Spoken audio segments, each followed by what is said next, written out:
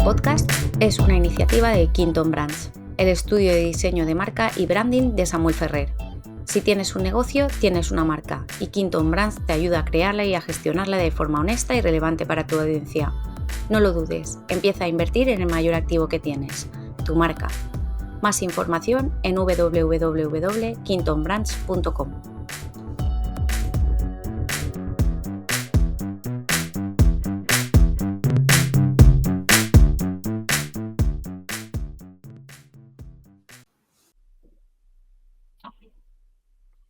Bueno. Hoy charlamos con Pablo Ruiz, CEO de Performance Media, empresa especializada en la aceleración de demanda para empresas B2B SaaS. Bienvenido, Pablo, ¿cómo estás? ¿Qué Placer tal? tenerte. Pues nada, el placer es mío. Muchísimas gracias por la invitación. Estoy muy bien, muchas gracias. Y nada, Samuel, encantado de poder estar aquí y con muchas ganas de hacer esta entrevista. Vamos a hablar un poquito de relevancia de marca, ¿vale? Desde el punto de vista del dark social y que nos cuentes un poco qué es eso. Y también vamos a intentar hilarlo con el tema del branding y por qué tienes una empresa creada en base a la generación de demanda. ¿Qué es eso de generación de demanda? En fin, ahí hay una serie de preguntas que a mí me resultan interesantes, que para el que siga y te escuche en su podcast, pues a lo mejor ya lo tienen un poco más oído, más escuchado, porque tienes un podcast súper chulo sobre que explicas un poco todo esto y de qué va y generas todo ese contenido.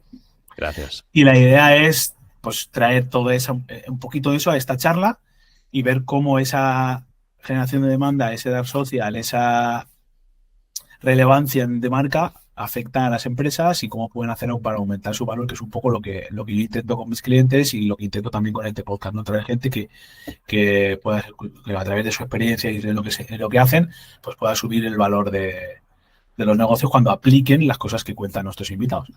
Es un poco el motivo de este podcast y por qué nació. Así que nada, quizás la primera pregunta sería eso, ¿no? Que nos cuentes un poco a qué te dedicas exactamente, qué es eso del dark social, la generación de demanda, B2B, y por qué estás también un poco enfocado en SaaS principalmente, ¿no? Cuéntanos.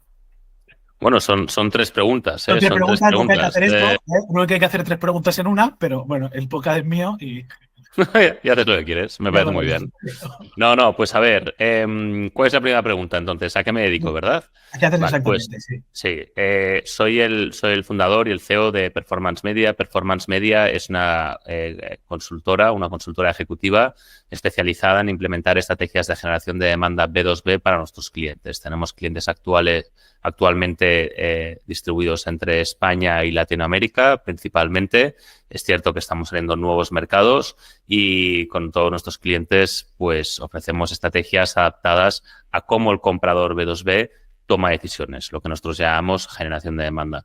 Con esto lo que conseguimos son resultados a medio plazo, donde normalmente reducimos el coste de adquisición por cliente en un 50%, principalmente no solamente porque entendemos cómo el comprador toma decisiones en cada caso, fruto de una profunda investigación de mercado, sino porque además optimizamos las fuentes de generación de clientes gracias a esta metodología que hemos desarrollado, con lo que no solamente reducimos el coste de adquisición por cliente, sino que implementamos medidas sostenibles, estrategias escalables de generación de nueva facturación, que es lo que quiere toda empresa. Totalmente. Al final se trata un poco de aterrizar, ¿no? Todo el marketing a algo un poco más de negocio, ¿no? Trasladarlo, aterrizarlo al negocio y que tenga impacto real en el negocio, ¿no? O sea, que muy interesante. Vale. ¿Y por qué esto, no? ¿Por qué? Porque te explico. Porque cuando yo estudié Derecho aquí en Barcelona, en SADE, luego me fui a estudiar Administración de Empresas a Londres y desde el primer momento, cuando empecé a trabajar, que empecé hace ya más de 10 años, me he dedicado siempre al B2B. Y empecé por la parte, si quieres, más vieja escuela, más old school, que es coger la maleta, irme a China, ir a visitar clientes, abrir mercado, participar en ferias en Singapur, en Seúl, en Shanghai, en Hong Kong y en una empresa tradicional. Y por tanto empecé el B2B por la parte más dura, por la parte a través de la cual se ha hecho B2B desde que el B2B existe, si quieres, incluso antes, ¿no? Sí. Luego ya creé mi primera empresa en el año 2015, era una startup tecnológica, era un B2B SaaS, con lo que ya necesitábamos poder escalar esas estrategias B2B de generación de clientes, porque hicimos rondas de inversión, teníamos lógicamente objetivos muy ambiciosos, teníamos oficina en Londres, en Barcelona, y eso requería que fuéramos capaces de generar nuevos clientes de forma escalable. Entonces, lo que había hecho históricamente, lo que había hecho cogiendo la maleta, yéndome a visitar a clientes y a nuevos clientes a Asia, ya no valía, necesitaba muchísimo más volumen y a menor costo. Entonces, ahí empezamos a jugar con nuevas estrategias de marketing B2B, email marketing y todo lo que se nos ocurriera. Y uno de mis principales aprendizajes en aquel momento, en el año 2015, es que no existía un playbook, un manual para el marketing B2B. Así como si quieres comenzar un e-commerce, un marketplace o cualquier tipo de negocio digital en el entorno B2C, sí que pueden existir ciertos playbooks y ciertos manuales de buenas prácticas. En B2B no estaba del todo claro. Y cuando me reunía con empresas B2B de éxito, veía que su facturación nueva normalmente venía a través de un poco de aquello, un poco de esto, pero cuando intentaba entender realmente cuál tenía que ser la salsa secreta o cómo funcionaba el proceso de toma de decisión B2B, veía mucha ambigüedad, muchísima confusión, no veía algo que realmente me convenciera. Y por fin, en el año, te diría, 2020, después de haber hecho muchísimo B2B, después de haber estado enviando más de 2.500 emails al día para poder crecer algo con procesos de toma de decisión muy lentos, unos ciclos de conversión muy lentos en los que no me cuadraba nada, insisto, porque pensaba, no puede ser que Microsoft se haya construido así, ¿no? O sea, Oracle, ¿no? Me di cuenta de que efectivamente había un grave problema cuando se trata de entender al comprador B2B. Y es que el problema que hemos heredado en el B2B es que intentamos hacer marketing como si fuera B2C, sin diferenciar que el proceso de toma de decisión no es instintivo, sino que es reflexivo, y que por tanto hay muchísimos más touch points, hay muchísima más complejidad que requiere un mayor y un más profundo conocimiento de cómo el comprador B2B toma decisiones, lo cual significa que se necesita más investigación de mercado en cada uno de los casos, con estrategias no adaptadas a lo que tú como marketer quieres y necesitas poder medir cuantitativamente mediante software de atribución, sino a cómo el comprador toma decisiones, que ahí hay un grave error, ¿no? Sí. El marketing B2B hasta la fecha se ha desarrollado en base a poderlo medir todo y en base a embudos tradicionales en los que genero tráfico, lo llevo a una landing page con un formulario de contacto, de ahí saco datos de contacto y el equipo de ventas se pone en contacto con el comprador, ¿no? Y no nos hemos parado a pensar que el comprador no quiere comprar así. El comprador quiere tomar decisiones por su propia cuenta. Quiere, desde que identifica la necesidad, aprender a resolverla por su propia cuenta y cada día más rechaza las llamadas de venta no solicitadas. Entonces, ante este nuevo contexto, ¿qué hacemos? Porque tenemos que hacer cómo el comprador B2B toma decisiones. Entonces, si me preguntas el por qué, te diría que es que al final ese por qué se resume en que es el resultado de una experiencia personal donde he visto que efectivamente el marketing B2B, no el marketing B2B, el proceso de toma de decisión del comprador B2B ha cambiado mucho en los últimos 10 años y que los marketers lo que tenemos que hacer si queremos implementar estrategias de generación de nueva facturación exitosas, lo que tenemos que hacer es entender mejor al comprador B2B y adaptarnos a él, no al revés. Totalmente. De hecho, esto resuena mucho un poco conforme yo entiendo también la creación de las marcas. Al final, desde mi punto de vista, cuando yo creo una marca o trabajo con una marca que ya existe, entender el cliente qué le duele, qué quiere, qué piensa, qué necesita, cómo compra, qué quiere hacer, porque al final, yo siempre lo digo, es clave. Siempre lo digo, el cliente no quiere que le vendan, quiere comprar él.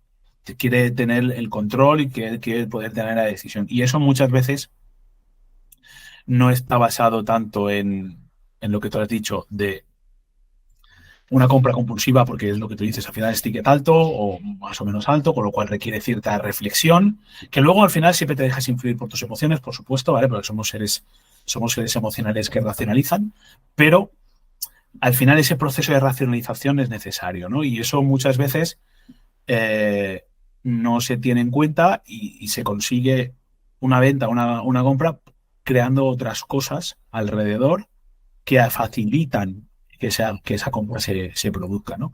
Entonces, eso es como yo entiendo la creación de marcas, ¿no? Y cómo enfoco yo con mis clientes el proceso de creación de marcas. Vamos a facilitarle a tu cliente que te pueda encontrar fácil, que te pueda preferir, que te quiera comprar, que te quiera tener, ¿no? Ese es un poco el enfoque y creo que está bastante relacionado con cómo lo estás diciendo y entender este nuevo enfoque de que el marketing al final es eso, ¿no? Es conseguir que el cliente, tenerle ahí, tener ese top of mind, que estés ahí en la mente del cliente, que está súper manido esto, ¿no? Pero es que es así, es que no porque sea manido no deja de ser verdad.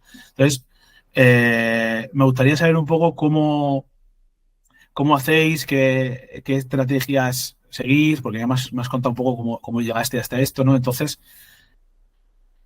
¿cómo hacéis para que una marca o una empresa, un negocio, a través de todos esos puntos que en teoría son más o menos intangibles o no se pueden medir, se puedan atribuir? Porque al final, quieras que no, el cliente va a querer atribuir a que ha hecho determinada cosa, aunque no sea difícil, ¿no? Y aquí entramos un poco en la parte del dark social y las redes sociales que no se ven y la parte de cómo me llega este lead, etc., ¿no? Cuéntame un poquito esa parte, por favor. Efectivamente, el comprador B2B del 2023 identifica necesidades en lugares que no son atribuibles, y todos esos lugares es lo que llamamos el dark social. Eventos, comunidades, podcasts como este, redes sociales, word to mouth, todo está incluido. Y son lugares donde en las cientos de entrevistas que hemos hecho a compradores B2B en muchas industrias, en muchísimos países, el 88% de los compradores identifican necesidades y aprenden a resolverlas sin tener intención de compra. Eso significa que el comprador B2B ya está condicionando su decisión de compra en lugares donde el marketer B2B tradicional no va a trabajar. ¿Por qué? Porque no puede atribuirlos. Un comentario en una publicación de LinkedIn, incluso una publicación de LinkedIn, un episodio de este podcast, una página de... Bueno, eso no lo sería. Como decía, un evento, una comunidad, un mensaje por Slack, un mensaje por un grupo de Slack o por un foro en América Latina y en América del Norte, Reddit, Quora, tienen un peso brutal, ¿no? Son lugares donde el comprador está aprendiendo y está condicionando su decisión de compra, como decía, y el marketer B2B, como decía, no los está trabajando. Y como digo, el 80% de los compradores es donde invierte tiempo para identificar necesidades y aprender a resolverlas. El problema es que el marketer no las quiere trabajar porque no puede atribuir esos contenidos, porque siempre estamos hablando de contenidos, no puede atribuirlos. Y como no puede atribuirlos, no los trabaja, porque luego no sabe atribuir de dónde vienen los leads, ¿no? No puede hacer ese reporting. No lo puede hacer con software de atribución, pero sí a nivel cualitativo. Nosotros con nuestros clientes siempre utilizamos una metodología que se llama self-attribution, autoatribución, donde tanto en los CRMs, donde el representante de ventas da de alta al cliente, como en los formularios de contacto, siempre preguntamos cómo nos has conocido en un campo de texto libre con un mínimo de 6 caracteres para desbloquear ese dark social. Y ahí es donde conseguimos entender de dónde están viniendo los compradores. Ojo, los compradores, no los leads, ¿eh? Yo quiero hacer lookalike de compradores, no de leads. Y la verdad es que es muy revelador porque nosotros, por ejemplo, en mi página web y en muchísimas páginas web, o sea, la mayoría, te diría el 90% así al aire, de las páginas web te dicen que las 3 principales fuentes de tráfico suelen ser tráfico directo, organic y social. Cuando yo pregunto a mis clientes de dónde vienen, me dicen que o bien de LinkedIn o bien de iPodcast. De hecho, entre el 70 y el 80% vienen de iPodcast y antes han pasado por LinkedIn, ¿no? Entonces, ahí habría que tener cuidado con ese dato. Eso no sale. Si yo hiciera caso a lo que me está diciendo Google, mis conclusiones serían invertir más en social ads, invertir más en Google Search e invertir más en SEO. ¿Qué impacto tendría en la facturación eso? Cercano a 0. Pero, sin embargo, pregunto a mis clientes de dónde vienen, lo que veo es que efectivamente están viniendo, como te decía, de podcast y de LinkedIn. Y, por tanto, las conclusiones ya no son invertir más en SEO, en Search, en Social Ads, sino que son invertir más en LinkedIn Ads y en mi podcast. No solo eso, sino que encima en Google Search o en cualquiera de estos lugares probablemente estaría haciendo campañas de conversión y lo que me interesa, por tanto, en LinkedIn, si quisiera escalar, es crear campañas de alcance, donde lo que no busco es la conversión, sino que lo que busco es crear nuevas audiencias que cuando estén listas para tomar decisiones de compra, acudan a mí. Entonces, eso, claro, te cambia una estrategia de arriba abajo, el entender de esta manera al comprador. ¿Cómo lo mides? En primer lugar, como decía, mediante lo que yo llamo los campos CNC, cómo nos has conocido, pero en segundo lugar, nosotros aplicamos siempre 4 métricas que atribuimos a cada programa de generación de demanda. El problema es que muchísimas veces se habla de CPLs como concepto. ¿Qué CPL tienes tú? ¿Cuántos leads has generado? Y esas son las dos métricas con las que se evalúa el trabajo del departamento de marketing. Y eso no solamente es superficial, sino que es erróneo. Nosotros, como lo medimos, es siempre mediante el campo CNC atribuimos un nuevo cliente a su origen real como cliente, mediante, como adelantaba, 4 métricas. La primera es número de oportunidades generadas. Me preguntabas cómo lo medimos, ¿no? Pues número de oportunidades generadas, que para mí una oportunidad es cualquier lead que venga de un programa de generación de demanda con una conversión superior al 3% y que se encuentre en una etapa del pipeline con una conversión superior al 25%, eso es una oportunidad o SQO, como quieras verlo. Y luego mi métrica favorita es Pipeline Velocity. Pipeline Velocity al final te da en un importe la cantidad de facturación que puede generar un programa de generación de demanda dentro de un periodo. ¿Qué valores tiene en cuenta o qué fórmula tiene? Número de oportunidades generadas multiplicado por porcentaje de conversión multiplicado por tamaño de medio del contrato dividido entre ciclo de ventas dentro de un periodo. Entonces, claro, ya no estamos hablando únicamente de número de leads, sino que estamos hablando de cuánto tardan en convertir, qué tamaño de contrato te dejan, qué porcentaje de conversión tienes. Es muchísimo más completo. A mí, que me digan que una estrategia de generación de leads genera 100 leads al día, no me dice nada, porque puede generar incluso un porcentaje de conversión del 50%, pero ahí sí tardan en convertir 2 años. Solamente reduciendo ese ciclo de conversión a 3 días, el impacto que tienes en la facturación es exponencial, es brutal. Son dos empresas completamente distintas, ¿no? O si el ACV es de esos 100 leads, es 1 euro versus generar un lead al día en vez de 100, que te genera una facturación de 1.000 euros, pues también estamos hablando de una empresa totalmente distinta. Entonces, medir por número de leads no tiene ningún sentido. Y luego, pues, otro tipo de métricas como coste de adquisición por cliente o facturación aportada por ese programa dentro de un periodo, ¿no? Son las 4 métricas que nosotros utilizamos para poder entender, oye, cómo un programa de generación de demanda utilizando Dark Social siempre está impactando a la empresa. Esas son las métricas que utilizamos. De Tier 1, de Tier 2, podemos utilizar todas las métricas que quieras. Alcance cualitativo, alcance cuantitativo, métricas más de vanidad como likes, comentarios, repost, pero normalmente el análisis cualitativo lo voy a utilizar muchísimo. Quién está interactuando con estas publicaciones, tanto por cargos como por empresas, y luego otras más técnicos en función del programa, como puede ser CTR, CPM, CPL, ¿por qué no? Pero ya son de Tier 2. Muchas veces ni los miro en mucho tiempo. Ya, entiendo. No, al final es un cambio de enfoque totalmente a medir algo mucho más cualitativo y no tanto cuantitativo, porque al final entiendo que tu descubrimiento, no sé cuánta gente estará enfocada en ese tipo de... Es la primera vez que hablo con alguien del sector del marketing que tenga un enfoque como el tuyo a nivel de acciones de marketing, de campañas. Al final no es lo habitual, ¿no? Entonces, me genera mucho interés porque creo que hay una vinculación muy interesante entre cómo ese dark social o esa generación de demanda influye, o sea, cómo la marca, perdona, influye en esa generación de demanda. Es decir, creo que para poder tener un podcast que te genere un contenido, para tener una campaña en LinkedIn, detrás de eso tienes que tener una marca que más o menos tenga cierto peso, ya sea personal, ya sea corporativa, pero que tenga cierta relevancia para esa persona, porque como tú has dicho, y esto me parece clave, al final el cliente B2B de hoy en día lo que quiere es primero intentar resolverlo de alguna manera con formación propia de contenidos. Y si no lo consigue, entiendo, ¿no? Que es la parte, y si no lo consigue o no lo termina de conseguir o entiende que le supera o no tiene el margen, entonces ya es cuando busca, ¿no? La ayuda del profesional o de la empresa especializada en ese área, ¿no? Entonces, ahí entiendo que la relevancia de marca juega un papel importante. Cuéntame un poquito cómo lo ves tú. Si quieres que, desde el punto de vista hemos hablado parte del marketing y cómo medirlo, vamos a ver un poquito a la otra parte, ¿no? Es decir, cómo el branding y los intangibles ayudan a generar esa relevancia para poder activar las campañas de generación de demanda. Claro, sí. Yo hasta ahora estoy haciendo ahora mismo la 4ª edición de un bootcamp donde hemos formado a más de 100 profesionales del marketing, B2B, ya no lo voy a hacer más, ese bootcamp. Pero unas preguntas que siempre he hecho es que levante la mano quien haya tomado una decisión de compra por un contacto en frío durante los últimos, no sé, 12 meses, ¿no?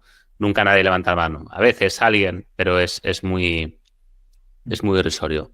Lo que vemos, por tanto, es que cuando tomamos una decisión de compra B2B es porque efectivamente hemos identificado esa necesidad por nuestra propia cuenta, ya que rechazamos las llamadas de venta no solicitadas o los emails de venta no solicitados o los DMs de venta no solicitados. Lo que queremos es identificar necesidades por nuestra propia cuenta y aprender a resolverlas por nuestra propia cuenta, lo cual no significa que queramos hacerlo in-house. Aprender a resolver una necesidad no significa que tengamos que desarrollar la habilidad. Sencillamente, a lo mejor significa que aprendemos qué tipo de software necesitamos, ¿no? En qué me tengo que fijar cuando escoja un software o cuando escoja un servicio, ¿no? Cualquier tipo de solución, ya sea producto o servicio. Y desde que identifico la necesidad hasta que me encuentro en momento de compra, puede pasar muchísimo tiempo. Cuando hablo de muchísimo tiempo, significa meses, en la mayoría de casos B2B, y años en algunos. Hay un segmento B2B que el proceso de toma de decisión dura años. Entonces, aquí tenemos que jugar con 2 variables. Una, el comprador no quiere contactos en frío, lo que quiere es aprender por su propia cuenta. Y 2, ¿qué pasa si esa decisión de compra sucede dentro de 2 años, por ejemplo? ¿No? Como marketer es todo un reto, porque lo último que quisiera yo dentro de una empresa es que mi departamento comercial tenga 1000 prospectos con un ciclo de conversión de 2 años. Eso es carísimo. Eso es carísimo para una empresa. Es insostenible. Además, se perderían oportunidades únicamente ya entrada por ineficiencias. Entonces, ¿cómo juego yo con estas 2 variables? Bueno, hay que tener en cuenta, por tanto, que yo lo que tengo que hacer es ir a los mismos lugares donde yo sepa, porque he invertido tiempo en entender a mi comprador B2B, donde yo sepa que invierte tiempo en su día a día para aprender, para identificar necesidades, para seguir avanzando como profesional y darle el tipo de información que va a necesitar para identificar la necesidad y para aprender a resolverla. Entonces ahí ya estamos hablando de producción de contenidos. ¿Qué es lo que pasa? Que cuando hablamos de una estrategia de contenidos, que es lo que estamos hablando, el gran error consiste en pensar que un contenido me va a generar oportunidades. Esto es herencia del SEO, ¿no? Que por fin ya está desapareciendo. Entonces, ese es el gran error. Porque es como pensar que si yo ahora me quiero preparar para la maratón de Nueva York dentro de un año, por salir a correr 3 veces y correr 10 kilómetros, ya estoy preparado, ya he entrenado. No, si me quiero preparar para correr la maratón de Nueva York, tengo que salir a correr todos los días. Tengo que fortalecer músculos, tengo que aumentar mi resistencia y después de un entrenamiento muy duro estaré preparado para correr la maratón de Nueva York. Lo mismo sucede con la estrategia de contenidos. Con un contenido no vas a conseguir que un comprador B2B tome una decisión de compra de $100.000 al año. Eso no va a pasar, no sucede. Y lo sé muy bien porque todos los días en mi empresa nos entrevistamos con compradores B2B con los que estamos 30 y 45 minutos y solamente este 2023 hemos hecho cientos de entrevistas. Tengo esos datos, los tenemos. Entonces, no es un tema de instinto y creo que la experiencia me dice esto, no, tenemos los datos. Entonces, lo que tenemos que hacer, por tanto, es desarrollar una estrategia de contenidos que como resultado, no los contenidos, sino la estrategia, no los contenidos de forma individualizada, quiero decir, sino la estrategia va a generar clientes. Entonces ahí decimos, ok, esta estrategia de contenidos tiene que ser capaz de captar la atención del comprador. Porque de repente, si yo soy, me lo invento, ferrovial y quiero vender puentes y tengo que venderle puentes a un ingeniero, claro, yo no puedo hablar sobre las 10 claves de la construcción de puentes, ni puedo hablar sobre los tipos de materiales para construir un puente. Esto a un ingeniero no le va a resonar. Tengo que crear contenidos que resuenen entre mi público objetivo. Entonces hablamos de calidad y de cantidad, que no son 2 conceptos contraopuestos. O sea, y nosotros eso lo validamos todos los días. Con nuestros clientes hacemos calidad y cantidad. Tengo que crear un contenido que cuando un ingeniero de puentes y caminos lo lea, dice, esto me está aportando valor, esto resuena y hace que yo quiera seguir consumiendo más contenidos tuyos. ¿Y por qué yo quiero que tú sigas consumiendo contenidos míos? Porque quiero evangelizarte sobre cómo debes resolver tu necesidad y quiero que dentro de 2 años, cuando estés en momento de compra, porque hayas decidido por fin construir un puente, me compres a mí. Porque hayas visto que yo soy el líder, que yo te he evangelizado. Y para eso, por tanto, cuando hablamos sobre la calidad del contenido, no solamente debe resonar, sino que debo resolver el problema de mi cliente de una forma que la competencia no lo haga. Tengo que tener un punto de vista único sobre cómo yo resuelvo tu problema de forma que la competencia no lo hace. Y así es como creo una categoría y me posiciono como líder. Por ejemplo, uno podría decir que yo soy especialista en marketing B2B, pero dentro de marketing B2B lo que yo intento es crear una categoría la cual pueda liderar que se llama generación de demanda.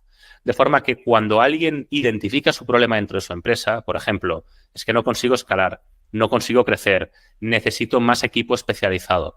Y entonces aprenda a resolver esos problemas a través de mi categoría generación de demanda, donde yo pueda liderarla para que cuando esa empresa se encuentre en momento de compra, ¿a quién acabe comprando? A mí. Porque sabemos que un comprador B2B tiene un 70% más de posibilidades de comprar a un líder de categoría que a cualquier otro. Entonces, ahí, cuando consigues esa posición de liderazgo, podemos hablar de relevancia de marca. En contraposición al reconocimiento de marca. Reconocimiento de marca, por repasar conceptos, sería únicamente cuando el mercado distingue mi marca con respecto de la competencia. Relevancia de marca es cuando el mercado no solamente distingue mi marca con respecto a la competencia, sino que además considera que le aporta valor. ¿Cómo aporta valor? Con una estrategia de contenidos que tenga calidad y cantidad y que construya como resultado de todo eso una categoría en la cual me posicione como líder.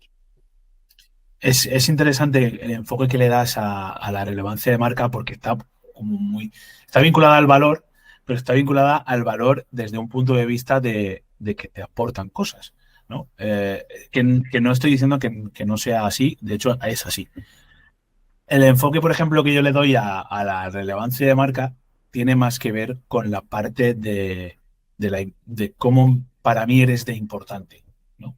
Que puede ser relacionado con el contenido que me aportas, por lo tanto, eres importante porque me aportas un contenido de valor que me sirve, o puede estar relacionado con otro tipo de atributos que puedan ser mucho más emocionales, puedan ser mucho más personales de vinculación. Y esto creo que es interesante porque puedes enfocarlo desde dos prismas o desde dos enfoques, ¿no? El enfoque tuyo está muy enfocado a generar una relevancia de marca basada en la generación de valor, en lo que te aporto, que creo que es importante, y del punto de vista del branding, y es un poco por lo que yo quería que charláramos, era decir, joder, vale, bien, es importante la relevancia de marca desde un punto de vista de que aportas algo, pero también es importante la relevancia de marca desde un punto de vista de por qué me aportas tú a algo, es decir, qué conexión tengo contigo y no con otros, y por qué, porque muchas veces pasa que no siempre no siempre compramos. A mí me ha pasado, al menos incluso, esto lo hablo desde un punto de vista de usuario, ¿no? A veces no compras siempre al mejor, sino que muchas veces compras al mejor que tienes más cerca, ¿no? O el que está posicionado o que para ti tiene cierto peso, ¿no? Esa es un poco la experiencia que yo tengo y creo que la relevancia de marca ahí puede jugar un papel importante en cuanto a, vale, yo estoy cerca de ti, soy relevante para ti porque te aporto contenido, te aporto valor, tengo una categoría propia, totalmente de acuerdo y totalmente alineado con crear una categoría y de idear esa categoría, porque es un poco lo que yo siempre digo a mis clientes, no se trata de ser el mejor, se trata de ser el único, ¿no? Que hace algo y que hace algo que realmente sea importante, ¿no? Entonces, creo que es un enfoque muy, muy, muy, muy interesante, muy válido, que engancha muy bien con los procesos de construcción de marca, ¿vale? Porque tú construyes una marca desde un punto de vista de relevancia y luego la trabajas, la activas, la promocionas, la enfocas a la generación de valor, es un hilo. O sea, está súper conectado, ¿no? Desde mi punto de vista. Así que, muy bien, yo suelo hacer un par de preguntas a la gente que viene al podcast y es que me definan qué es para ellos un negocio y qué es para ellos una marca, ¿no? Y un poco qué relación tienen o qué vinculación ven entre una cosa y otra. Te diría que me dijeras un poco eso. ¿Cómo lo ves tú? Nada, un negocio es cualquier unidad organizativa que esté enfocada a generar un beneficio, punto. Económico, ¿eh? En dinero. O sea, lo otro es una fundación o lo que sea. Eh, y es lo importante. Y una marca tiene que ser un ingrediente, una palanca o como lo quieras llamar, que esté orientada a precisamente optimizar o conseguir ese beneficio. Ya está. Vale, O vale, sea, cuéntanos. es que ese es el papel que tiene que jugar marketing. Y marketing se puede apoyar sobre una marca hoy o sobre cualquier otra herramienta mañana. Entonces, una marca es una herramienta de marketing y marketing lo que tiene que hacer es generar impacto en la facturación. Muy bien. Al final ahí está la vinculación, totalmente. Cuéntanos un poco algo de lo que haces en tu profesión que realmente hablamos aquí de aportar valor, que aporte valor y que además el que nos esté escuchando pueda aplicar desde el minuto uno, ¿no? ¿Qué sería un poco lo que te dirías? Oye, pues yo hago esto y además es súper aplicable y empieza ya porque esto te va a ayudar. Bueno, a ver, mira, creo que nadie va a gastar tiempo haciendo algo que probablemente sea de las pocas verdades universales que existan en marketing, que se puede aplicar a todo el mundo, que es dedicar tiempo a entender a tu comprador. Porque he estado a punto de decir, bueno, empieza a crear contenidos, tal. No. Lo primero es entiende a tu comprador y adáptate a cómo toma decisiones. Una vez tienes eso, ya has hecho mucho y seguro que te sirve. Es muy difícil que no te sirva. Es muy difícil Ya, que no te sirva. Entiende a tu comprador, cómo toma decisiones, qué es lo que compra. totalmente. Vale, vamos a hablar un poquito del sector, porque como tienes un enfoque peculiar o único, ¿vale? En tu sector, ¿cómo ves el sector del marketing, más allá de lo que ya me has comentado, de que se entiende mal, sino cómo lo ves y si crees que estás el sector preparado para toda esta revolución que está pasando con las inteligencias artificiales, que bueno, parece que todo el mundo está hablando de esto ahora y que sea como la voz tal, pero que hoy es la inteligencia artificial, pero hace 2 o 3 años que ya la gente se ha olvidado que era la VR y la AR, que decirte que al final y dentro de 5 o 6 años será otra cosa, o el blockchain o lo que sea, ¿no? Eh, ¿Cómo ves todo el sector del marketing en este tiempo y cómo lo ves de preparado para afrontar los retos que seguro van a venir? Yo creo que ha habido una sobreexplotación de la tecnología. Nosotros en Performance, por ejemplo, apenas usamos software. Apenas utilizamos MarTech. Y eso nos hace funcionar mucho mejor porque es precisamente lo que nos ha permitido desbloquear esa comprensión que tenemos del comprador, dedicando tiempo a entrevistarle, y que nos explique y no tanto tiempo en utilizar software para entender sus intereses y estas cosas que son totalmente superficiales. Entonces, si me preguntas por inteligencia artificial, te diría 3/4 de lo mismo. Es muy difícil, no digo que no se pueda, pero tenemos un cliente que se dedica a la inteligencia artificial, es probablemente el líder en España del desarrollo con inteligencia artificial, es algo de lo que hemos hablado, es algo que he probado y a día de hoy construir una categoría a través de IA, a través de herramientas como ChatGPT, es extremadamente complejo. Es mucho más complejo que hacerlo sin IA. Por lo que decía, ¿no? No vas a conseguir crear una estrategia de contenidos que cree una audiencia diciendo lo que todo el mundo dice. Tu punto de vista debe ser único y ChatGPT de momento te va a decir lo que todo el mundo dice. Lo puedes condicionar, lo puedes programar, pero el reto está ahí y eso es replicable. O sea, copiable, quiero decir. Entonces no lo haría nunca a día de hoy. A día de hoy. Creo que existe muchísima predisposición a aceptar las nuevas tecnologías, a incorporarlas, pero es que nosotros en Performance Media ahora mismo vamos contracorriente, vamos precisamente al revés. Estamos intentando cada día usar menos tecnología. O sea, podemos utilizar Typeform, podemos utilizar Zapier, por supuesto que utilizamos Google Ads y Meta Ads y todo lo que trabajamos es a través de Notion y tenemos CRMs con los que trabajamos, HubSpot, Pipedrive con nuestros clientes, pero no utilizamos tecnología avanzada de marketing, ¿no? Porque consideramos que se ha utilizado demasiado.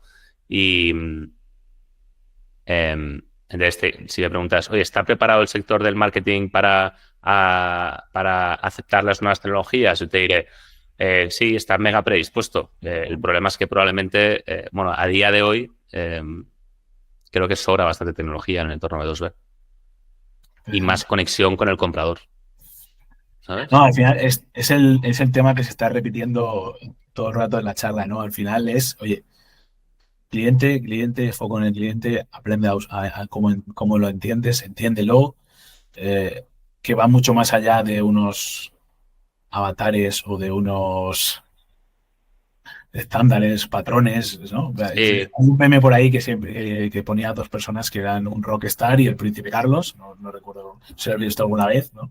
Y te das cuenta de que al final los patrones son los mismos, es decir, los sí, datos tal cual.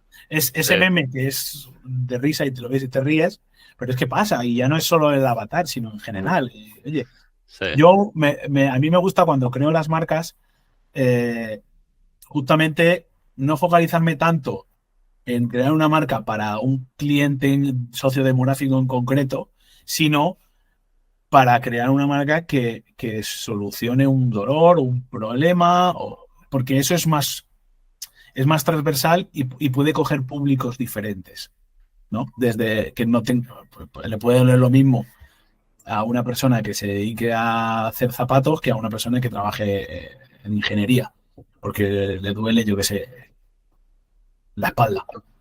Son personas distintas, con profesiones distintas, con gustos distintos, con que le gustan cosas distintas y no tiene nada que ver con la publicidad, ni que le impacta, ni porque. El otro día, por ejemplo, lo veía, esto es una anécdota, pero Netflix, contenidos recomendados. A mí no hacen más que recomendarme cosas que yo digo, si esto no lo voy a ver en la vida. A lo mejor he visto, me pasa con. El otro día me estoy viendo ahora las películas de Caballero Oscuro otra vez, porque me gustan esas películas en concreto de Batman. Bueno, pues Netflix no hace más que sacarme cosas de Batman. A mí Batman me da igual. Me explico, ¿no? A mí me gustan esas tres películas de Sí. Nolan. Pero Netflix entiende que como he visto esas tres películas y las he visto varias veces, cualquier contenido relacionado con Batman me va a gustar. Es un error, ¿sabes? Porque Ya. no es. Entonces, y eso creo que pasa mucho. Entonces, intentas conocer al cliente por cómo se comporta a través de software y te equivocas, porque no somos software, nosotros somos emociones, somos otra cosa. Entonces, tienes que preguntarles, tienes que decir, oye, ¿qué te duele? ¿Qué te gusta? ¿Qué te preocupa? ¿Qué quieres? ¿Por qué haces esto? ¿Por qué no? ¿Sabes? O sea, creo que ahí es la clave y es lo que se está repitiendo todo el rato. Y eso sirve para hacer estrategia de generación de demanda, sirve para generar relevancia, sirve para crear marcas y sirve para un montón de cosas. Entonces, súper, súper interesante. Vale, vamos a ir un poquito ya, porque hemos llegado ya a los 45 minutos que te había prometido, que te iba a robar Rápido. de tiempo. Así que vamos a ir cerrando un poquito porque la entrevista y cuéntanos un aprendizaje, alguna anécdota personal que has tenido en este tiempo. Me has dicho que has estado en China, que has estado en Inglaterra, has visto bastantes mercados. Creo que seguro que tienes alguna anécdota, algún aprendizaje personal que pueda ser interesante para quien nos esté escuchando. Cuéntanos. No, tengo muchos y algunos fuertes, pero Que se pueda contar o que no, lo que tú veas. no, yo te diría que lo más importante es ser honesto con la realidad, entender que no existe el camino fácil, el camino rápido y esto es algo que aplico con las estrategias, con la comunicación con mis clientes, hacerles entender que las cosas llevan su tiempo y que lo que realmente merece la pena no es ni fácil ni rápido. Sería la primera vez en la historia que es así, ¿no? Yeah. Eh, y creo que muchas veces, algunos malentendidos pueden venir por ahí, ¿no? O sea, yo soy muy consciente de lo que funciona y de lo que no, incluso de a quién le puedo ayudar y a quién no. Y a veces empiezas a trabajar con algún cliente que no deberías, sabes que sus pretensiones son unas. No, al final yo creo que en marketing hay que ser muy honesto, tanto en la relación con el cliente como en la gestión de la expectativa, ¿no? Interna, externa, en entender al comprador, no querer interpretarlo de una forma que no es. Creo que eso es clave en todos los aspectos. No No, no, intentar engañarse. Porque es lo que veo que al final acusa más, ¿no? El marketing B2B. Hay mucho autoengaño. Sí, hay mucho de yo creo esto y voy a sesgo de confirmación, ¿no? Y busco las cosas que me Correcto. confirman mi forma de pensar, ¿no? Eso Exacto. eso Exacto. tío, pues, pero, pasa en el marketing y pasa en la generación de startups cuando yo tengo una idea y voy a crear y buscas Sí, solo, te basas en lo que tu creencia, ¿sabes? Y las sí. profecías un poco cumplidas, este tipo de cosas, ¿no? Sí, sí. A mí me fascina mucho, de hecho, todo, cómo funciona la mente humana, mucho. Ujú, Creo que hay que empezar a entendernos cómo pensamos de forma rápida y de forma reflexiva. Es importante conocer el cerebro y cómo piensa, porque todo gira en torno a eso. Todo lo que hacemos gira, en todas las decisiones que tomamos, giran en torno a cómo pensamos y qué sabemos sobre lo que pensamos y qué creemos sobre lo que pensamos ujú. y cómo actuamos respecto a cómo pensamos, ¿no? Entonces, yo cada vez más estoy intentando introducir este tipo de conocimiento en mis procesos de creación de marca porque creo que son clave para crear marcas que realmente generen conexión emocional con los clientes y por tanto relevancia. Y dos, Súper. y dos, para que podamos activar esas marcas y que realmente tengan un retorno en la inversión. Es decir, al final, oye, yo necesito que yo creo una marca para vender o para vender un servicio, para crear un producto, oye, yo necesito que esto se venda. Entonces, Claro. vamos a utilizar, entender una vez más cómo funciona el cliente, cómo piensa y cómo reacciona y cómo responde, ¿no? Y eso aplica a SaaS, aplica a B2B, aplica a B2C, aplica a creación de un evento, aplica a un montón de cosas, ¿no? Aplica a cómo se diseñan las webs, aplica a un montón de cosas. O sea que creo que por ese lado es muy clave entender el cliente y sobre todo entender cómo funcionan las personas, ¿no? Así que muy bien, ya me encantaría quedarme a hablar contigo de esto un montón porque creo que tienes un montón de conocimiento y no Bueno, bueno. descarto. No, no, entiéndeme, tienes un conocimiento de cómo funciona de cómo funciona el marketing o cómo podemos aplicar el marketing diferente a lo que se ha habitualmente establecido y a todo el contenido que hay a favor de eso y sobre eso, ¿no? Entonces, claro, al final 45 minutos se queda corto, ¿no? Para meter todo el rollo. Entonces yo te voy a dejar el último minuto para que tú digas dónde puede ir la gente a aprender más de esto, ¿no?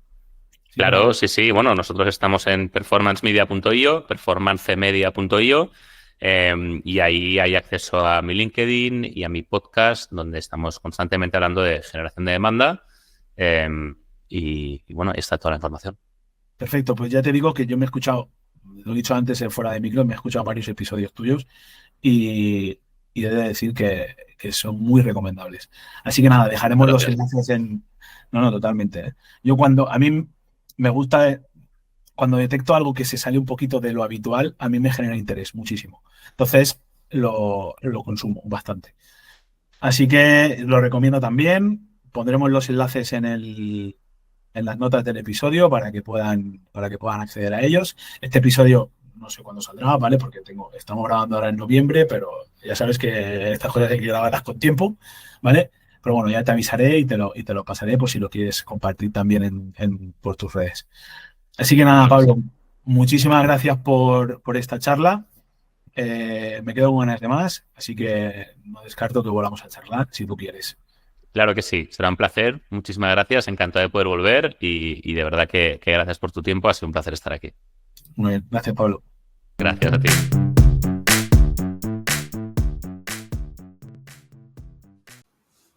Si te ha gustado, ya sabes, comenta, comparte, dale like para que podamos llegar a más gente y pueda crecer el podcast. Y si quieres formar parte de la comunidad de Relevante, tenemos un grupo de Telegram en el que puedes entrar y ahí podamos compartiendo contenido relacionado con el branding, las marcas y los negocios. En www.quintonbrands.com/relevante, ahí hay un botón que pone que te puedas unir a la comunidad de Telegram. Y ya está, muchísimas gracias por estar ahí y nos vemos en el próximo episodio.